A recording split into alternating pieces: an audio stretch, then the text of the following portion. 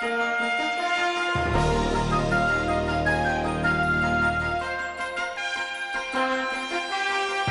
everybody, welcome to the County Seat today. I'm your host, Chad Booth. Sage grouse. By some, this little critter is dubbed the spotted owl of the West. Why?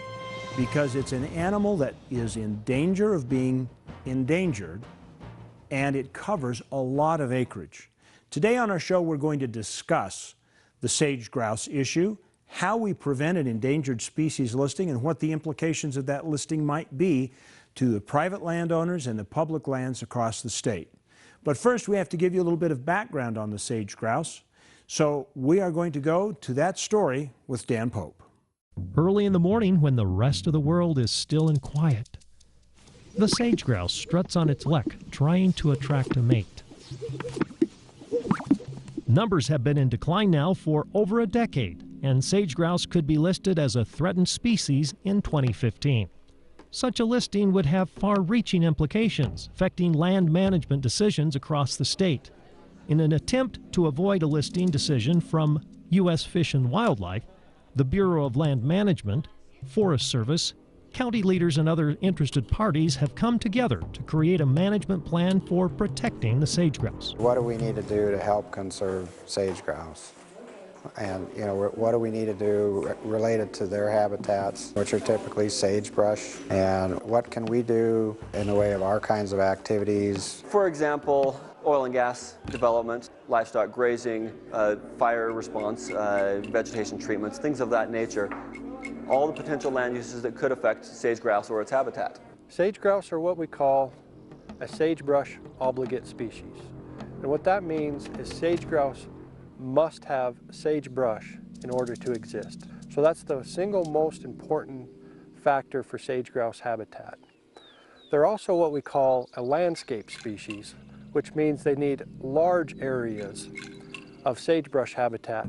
With potential territory covering a good portion of rural Utah, the effects of a threatened designation for the sage grouse could be far-reaching because so many factors contribute to the loss of sagebrush habitat: wildfire, invasive species, development. So the potential for listing could mean all of those factors must be weighed before making decisions involving areas where sage grouse might exist. In our county, energy development is a major source of revenue for us.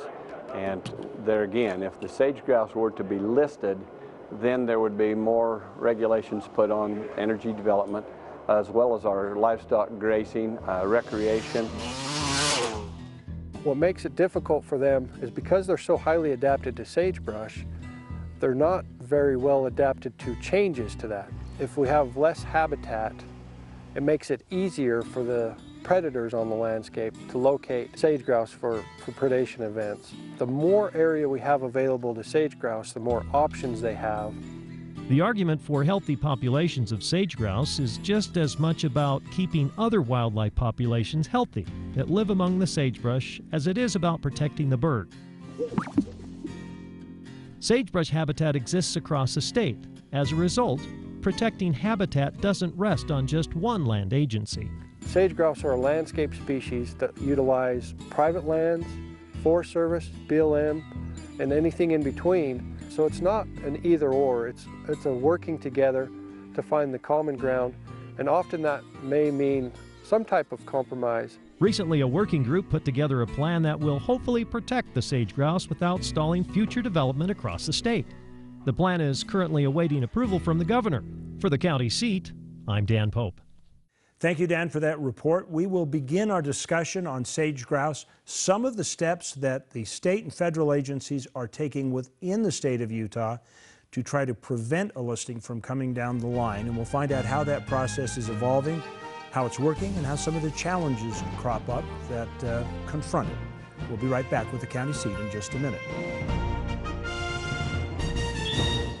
If you ever dreamt of running through an old west town, searching for outlaws, hiding behind the stable, or inside the old church with your six-shooter by your side, well, your dreams have come true. Castlegate Town Shooting Range is the most detailed, most realistic, and outright most fun shooting range you've ever seen. The North Springs Shooting Range.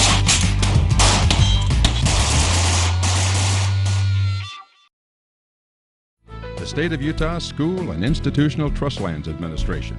SITLA manages 3.5 million acres of Utah lands with the express purpose of furthering the education of Utah students while promoting local industry, oil and gas, even residential development, all at the same time. Through the careful use of trust lands, we distributed more than $22 million to Utah schools last year.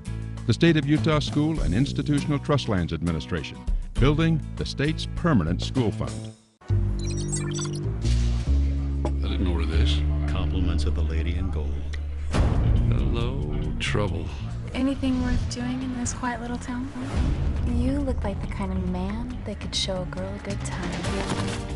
You strike me as the kind of girl that likes a manicure and a massage. How's that for a manicure? I hate golf. I was hoping for something a little more vigorous. Vigorous, I can do. And I thought you'd be riding side saddle. What?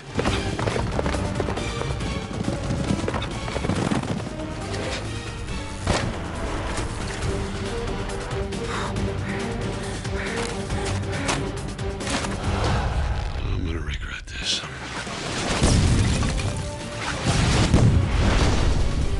How about that manicure?